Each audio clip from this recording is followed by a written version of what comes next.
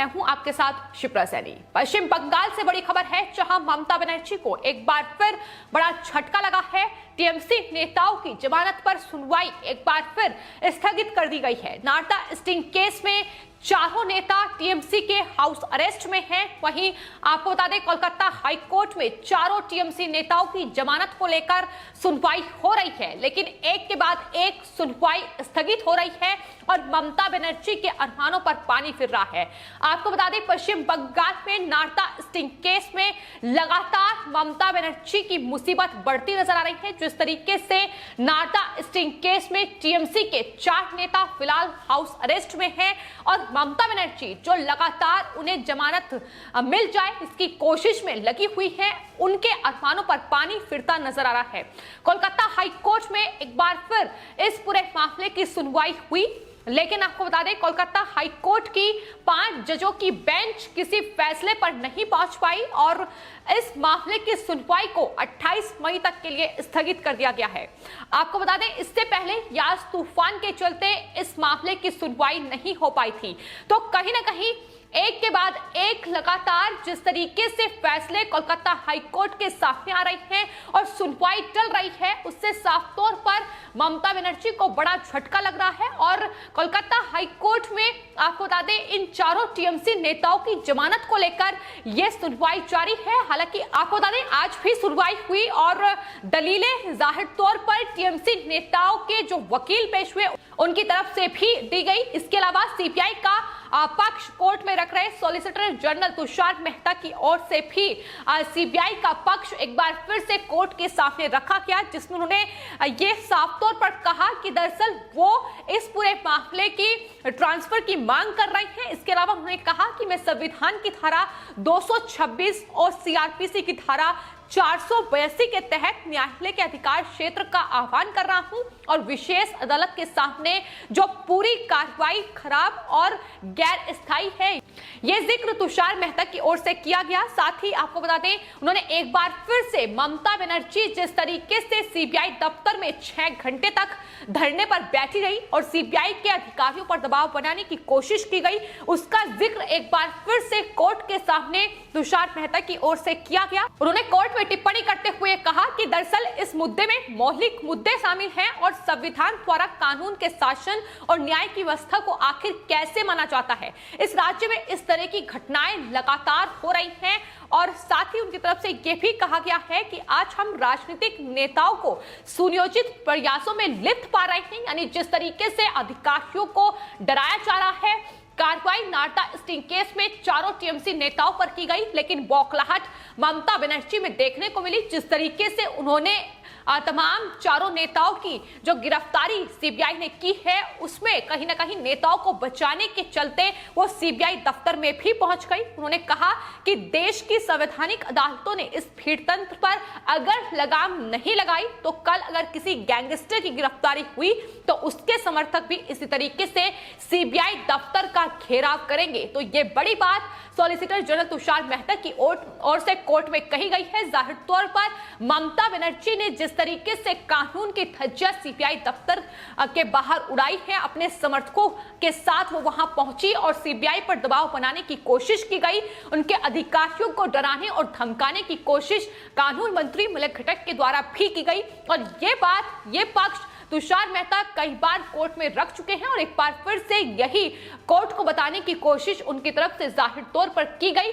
हालांकि आपको बता दें, इससे पहले जो सुप्रीम कोर्ट में सीबीआई की ओर से याचिका दायर की गई थी, उस पर सुनवाई हुई थी। सुप्रीम कोर्ट ने बड़ी टिप्पणी ममता बनर्जी के इस धरने पर की थी। उन्होंने साफ तौर पर यह कहा था कि अगर किसी राज्य का मुख्यमंत्री और कानून मंत्री इस तरीके से कानून को अपने हाथों में लेता है तो सीबीआई उन पर कार्रवाई करने के लिए स्वतंत्र है और सीबीआई उन पर कार्रवाई कर सकती है। लेकिन फिलहाल आपको बता दें, सुप्रीम कोर्ट से सीबीआई ने अपनी याचिका वापस ली और उसके बाद ये पूरा मामला कोलकाता हाई कोर्ट में चल रहा है।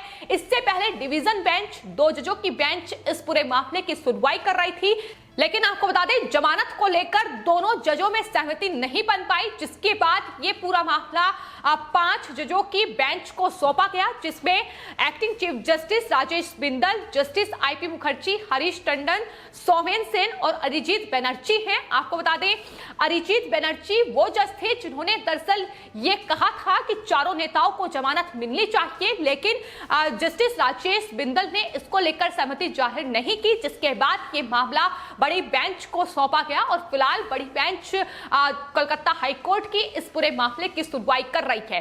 लेकिन साफ तौर पर सीपीआई की ओर से पेश हुए जो सॉलिसिटर जनरल तुषार मेहता है, उनका यह कहना है कि फिलहाल टीएमसी के जो चारों नेता हाउस अरेस्ट में हैं, उन्हें जेल में होना चाहिए। यह मामला बेहद गंभीर है। ऐसे में अगर वो हाउस अरेस्ट में रहते हैं तो जाहिर तौर पर उन्हें तमाम सुविधाएं वहां मिलेंगी, लेकिन फिलहाल नारदा स्टिंग केस में हाउस अरेस्ट का जो ऑर्डर है वो कोलकाता हाईकोर्ट की डिवीजन बेंच ने जारी किया था, जिसके बाद ये चारों नेता फिलहाल नजरबंद है। लेकिन नारदा स्टिंग केस में जिस तरीके के खुलासे माने जा रहे हैं कि आने वाले वक्त में हो सकते हैं, चूंकि सीपीआई ने इन 4 नेताओं को गिरफ्तार किया है, जिनमें टीएमसी के सरकार के 2 मंत्री, 1 विधायक और साथ ही एक एक्स मेयर शामिल हैं। लेकिन उसके बाद भी ये जो नारदा स्टिंग केस है, इसमें न सिर्फ ये चारों नेता शामिल है, बल्कि इसके अलावा कई ऐसे नाम हैं जो आने वाले वक्त में सीबीआई की जांच में निकलकर सामने आ सकते हैं। और यही वजह है कि नारदा स्टिंग केस में फिलहाल ममता बनर्जी की पुरजोर कोशिश है कि इन नेताओं को किसी तरीके से बचाया जा सके। लेकिन जिस तरीके की दलीलें लगातार सीपीआई की ओर से कोर्ट में रखी जा रही है, जाहिर तौर पर मुश्किलें ममता बनर्जी की बढ़ रही हैं, क्योंकि उनके धरने को लेकर सबसे बड़ा सवाल उठ रहा है कि आखिर इस तरीके से मुख्यमंत्री ने सीपीआई पर दबाव बनाने की कोशिश क्यों की। तो फिलहाल नारदा स्टिंग केस में सीपीआई की जांच को लेकर जिस तरीके से 4 नेताओं पर शिकंजा सीपीआई ने कसा है, उसके बाद राजनीतिक बवाल भी कहीं ना कहीं देखने को मिल रहा है, जहां ममता बनर्जी, उनके तमाम मंत्री, नेता सीबीआई की इस कार्रवाई को लेकर लगातार सवाल उठा रहे हैं और कहीं ना कहीं केंद्र को घेरने की कोशिश कर रहे हैं। वहीं राज्यपाल ने इस पूरे केस में परमिशन सीबीआई को चार्जशीट दाखिल करने के लिए दी थी, जिसके बाद ये कहीं ना कहीं जो घमासान है अब राज्यपाल तक भी पहुंच चुका है और राज्यपाल पर लगातार टिप्पणियां जो हैं वो टीएमसी की ओर से की जा रही हैं। टीएमसी के जो सांसद है कल्याण बनर्जी, वो लगातार राज्यपाल को घेरते नजर आ रहे हैं। उनके लिए तमाम अपशब्दों का इस्तेमाल उनके द्वारा किया गया है। तो कहीं ना कहीं ये जो घमासान है ये सीबीआई की कार्रवाई के बाद ही सामने आया है। इससे पहले बंगाल हिंसा को लेकर भी राज्यपाल और टीएमसी सरकार आमने सामने थी, लेकिन जिस तरीके से नारदा स्टिंग केस जो कि 2016 में जिसका खुलासा हुआ था, हालांकि ये पूरा मामला 2014 का है, लेकिन सार्वजनिक रूप से 2016 में सामने आया। उसके बाद अब जाकर चुनाव नतीजों के बाद राज्यपाल ने सीपीआई को इस पूरे मामले में चार्जशीट दाखिल करने की परमिशन दी, जिसके बाद इन 4 नेताओं पर सीपीआई ने शिकंजा कसा। पूछताछ के बाद इन्हें गिरफ्तार किया गया और उसके बाद अब ये फिलहाल हाउस अरेस्ट में है। लेकिन जहां एक और टीएमसी इन नेताओं की जमानत को लेकर कोर्ट में लगातार दलीलें दे रही है, वहीं दूसरी ओर सीपीआई लगातार कोशिश में है कि दरअसल इन नेताओं को जो हाउस अरेस्ट का ऑर्डर कोलकाता हाई कोर्ट ने दिया है, दरअसल वो ठीक नहीं है। इन नेताओं को जेल में होना चाहिए। जिस तरीके से भ्रष्टाचार और घूस के आरोप इन तमाम नेताओं पर लगे हैं, तो फिलहाल ये राजनीतिक बवाल नारदा स्टिंग केस में लगातार पश्चिम बंगाल में जारी है। और यही नहीं, कोलकाता हाई कोर्ट पर सबकी निगाहें टिकी हुई है, क्योंकि जाहिर तौर पर ये जो पूरा मामला है टीएमसी के जो 2 मंत्री हैं ममता बनर्जी के बेहद करीबी हैं। अगर आने वाले वक्त में इस पूरे मामले में जांच होती है तो कहीं ना कहीं बड़े खुलासे इस पूरे मामले में हो सकते हैं, जिनसे बचने की कोशिश ममता बनर्जी सरकार और उनके तमाम मंत्री करते नजर आ रहे हैं। तो फिलहाल आज की सुनवाई जो है उसे भी स्थगित किया गया और 28 मई को अब कल यानी इस पूरे मामले की सुनवाई होगी और क्या कुछ निकलकर सामने आएगा ये देखना होगा।